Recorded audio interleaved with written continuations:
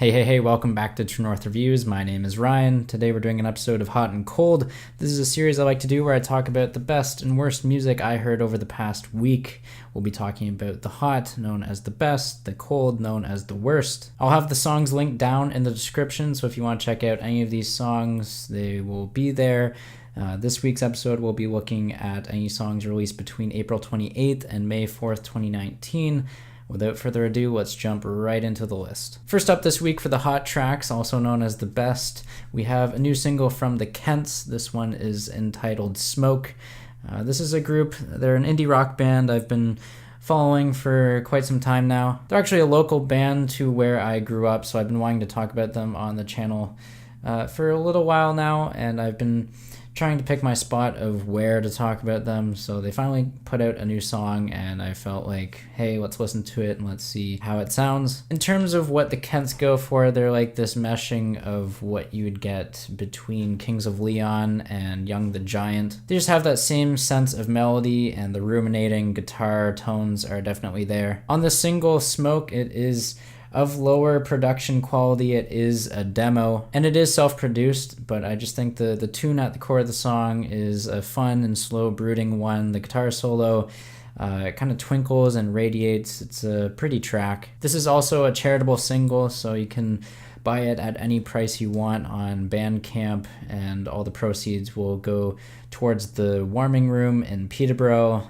a local homeless shelter. So a great cause, a great song, and now we're moving on. Next up, we have a new single from Of Monsters and Men. I already did a full-length review of this on the channel, so feel free to check that out. But I love this song. It's the first one that Of Monsters and Men have put out in 4 years. It works in some subtle electronic elements, throws in some droning guitar effects. The drums are definitely a highlight, and Nana's vocals, they're fantastic. Wrapping up the hot tracks for this week, it was a little mediocre in terms of how many good tracks we got, but we have a new single from Fitz and The Tantrums. This one is entitled I Need Help. If it wasn't already obvious that Fitz and The Tantrums were embracing their pop stylings, this is a song that will just reinforce that and just really take them into that pop territory even further. We can pretty much expect this kind of music from them with each release that they put out now, and you know what? As long as it's catchy,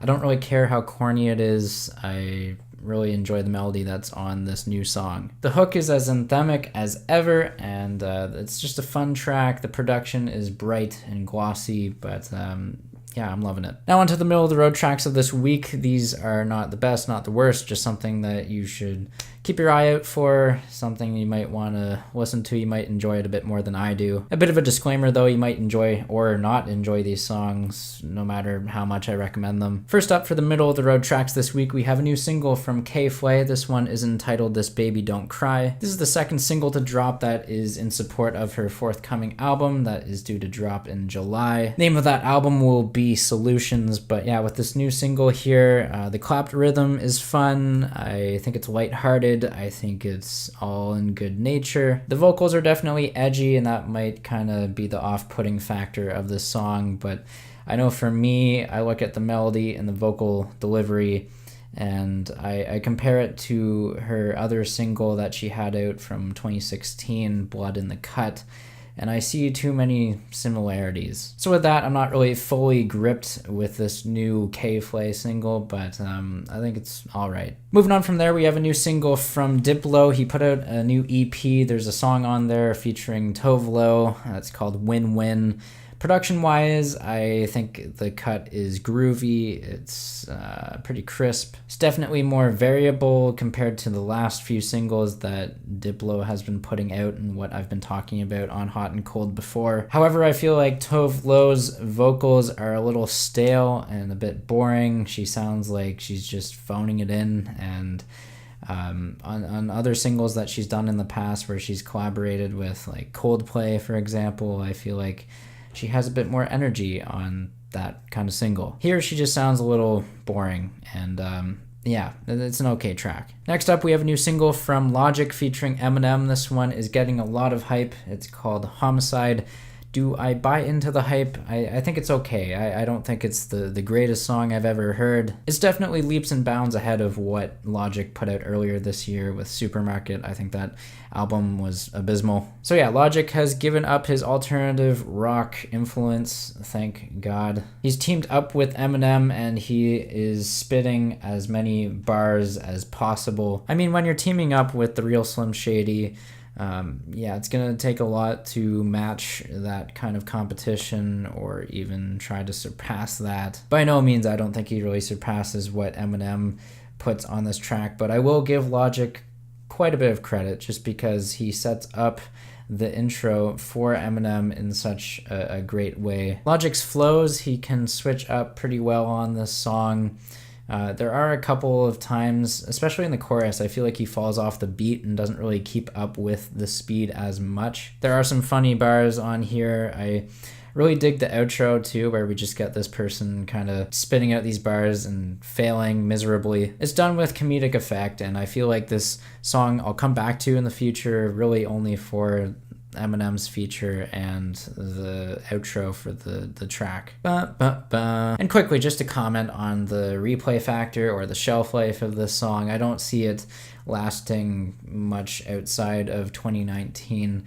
It's just something that was thrown together with these two artists that haven't been on top of their game for the most part lately. I know Eminem definitely had a solid return with Kamikaze, but here I just feel like it's not a song that's going to be noteworthy for the entire year in general. Wrapping up this week for the middle of the road tracks, we have a new single from Of Mice and Men, not Of Monsters and Men. This one is entitled Mushroom Cloud, and this one is a metalcore song, so you can expect a lot of fast-paced double kick pedals, you can expect a lot of screaming vocals, and screeching guitars. The chorus definitely reminds me of like a Shinedown song, but with a lot more raw angst and power.